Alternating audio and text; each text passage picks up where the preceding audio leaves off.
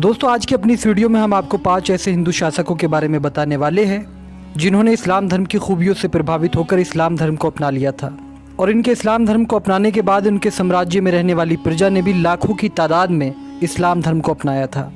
बेशक इन हिंदू राजाओं का संबंध अपने शुरुआती दौर में इस्लाम धर्म से नहीं था, लेकिन फिर भी हिंदुस्तान में इस्लाम को फैलाने में इनकी अहम भूमिका रही। कौन थे ये इस्लाम धर्म को कबूल करने वाले हिंदू शासक, आइए देखते हैं। दोस्तों भारत में इस्लाम कबूल करने वाले 5 हिंदू राजाओं में नंबर 1 पर नाम आता है सम्राट रवि वर्मा का, जिन्हें हम राजा चेरामल पेरूमल के नाम से भी जानते हैं। कहते हैं ये इस्लाम कबूल करने वाले पहले हिंदू शासक थे। आपको जानकर शायद हैरानी होगी, ये भारत के उन चुनिंदा शासकों में से एक थे जिन्होंने अल्लाह के नबी हज़रत मोहम्मद मुस्तफ़ा सल्लल्लाहु अलैहि वसल्लम से भी मुलाकात की थी। ऐतिहासिक दस्तावेज़ों की माने तो अल्लाह के नबी ने ही चेरामल पेरूमल का नाम ताजुद्दीन रखा था। इसके अलावा इन्होंने ही भारत में पहली मस्जिद की बुनियाद रखी, जिसे चेरामल पेरूमल मस्जिद के नाम से भी जाना जाता है, जो कि आज भी केरल के त्रिशूर ज़िले में मौजूद है। भारत में इस्लाम कबूल करने वाले 5 हिंदू शासकों की इस लिस्ट में नंबर 2 पर नाम आता है मुर्शिद कुली खान का। आपकी जानकारी के लिए बता दें, अपने शुरुआती दौर में इनका नाम सूर्य नारायण मिश्र था। ये बंगाल के सबसे पहले नवाब थे। इन्होंने बंगाल पर 10 सालों तक हुकूमत की थी। इसके अलावा ये मुगलिया सल्तनत के भी सबसे बड़े सहयोगियों में से एक थे। हिंदुस्तान की सबसे बड़ी कारवा सराय का निर्माण भी इन्हीं के शासनकाल में हुआ था।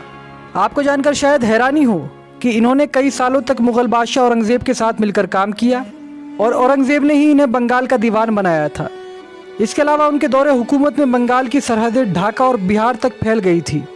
कहते हैं औरंगजेब ने मुर्शिद कुली खान के नाम पर ही मुर्शिदाबाद शहर का नाम रखा था, जिसकी गिनती उस दौर के सबसे आधुनिक शहरों में होती थी। दोस्तों भारत में इस्लाम धर्म अपनाने वाले हिंदू शासकों में नंबर 3 पर नाम आता है राजा सोनपर पाल का। आपकी जानकारी के लिए बता दें, ये कोटला के यदुवंशी राजपूत राजा लखनलाल के बेटे और मेवात के सबसे बड़े शासक थे। आपको जानकर शायद हैरानी होगी, इनका सिलसिला नस्ब 87वीं पुश्त के बाद श्री कृष्ण से जा मिलता है, यानी ये कृष्ण के 87वें वंशज थे। बता दें, राजा सोनपर पाल ने सन 1355 ईस्वी में इस्लाम से मुतासिर होकर इस्लाम को कबूल कर लिया था। इस्लाम कबूल करने के बाद इन्होंने अपना नाम सोनपर पाल से बदलकर नाहर खान रखा। नूह के मशहूर किले कोटला का निर्माण भी राजा नाहर खान ने ही करवाया था।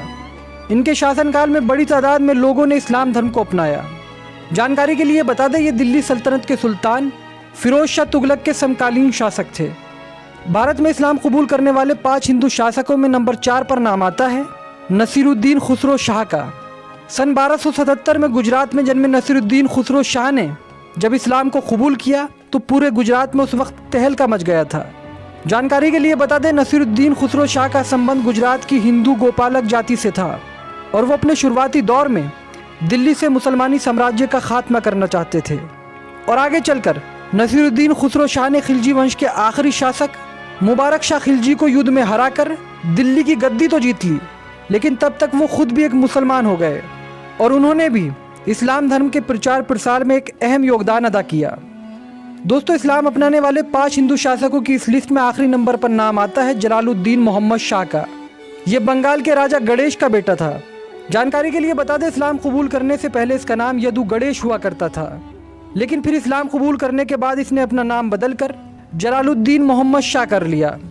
इसके दौरे हुकूमत में बंगाल एक बड़ी शक्ति हुआ करता था, जिसकी सरहदें बंगाल से लेकर बर्मा तक फैली हुई थी। उसका साम्राज्य शिक्षा, स्वास्थ्य और अर्थव्यवस्था के लिहाज से हिंदुस्तान का सबसे विकसित साम्राज्य था, जिसे उस वक्त के लोग यूनान, मिस्र और चाइना जैसे देशों से भी देखने आते थे। इसके अलावा उसने इस्लाम के प्रचार प्रसार के लिए कई मदरसे और मस्जिदों का भी निर्माण कराया। तो दोस्तों ये थे वो 5 शक्तिशाली हिंदू शासक जिन्होंने इस्लाम धर्म से प्रभावित होकर इस्लाम धर्म को अपना लिया था। आपको हमारे द्वारा दी गई जानकारी कैसी लगी, अपनी राय हमें कमेंट सेक्शन में ज़रूर लिखें। फिलहाल हमारी इस रिपोर्ट में इतना ही। हमें दीजिए इजाज़त। शुक्रिया। जय हिंद।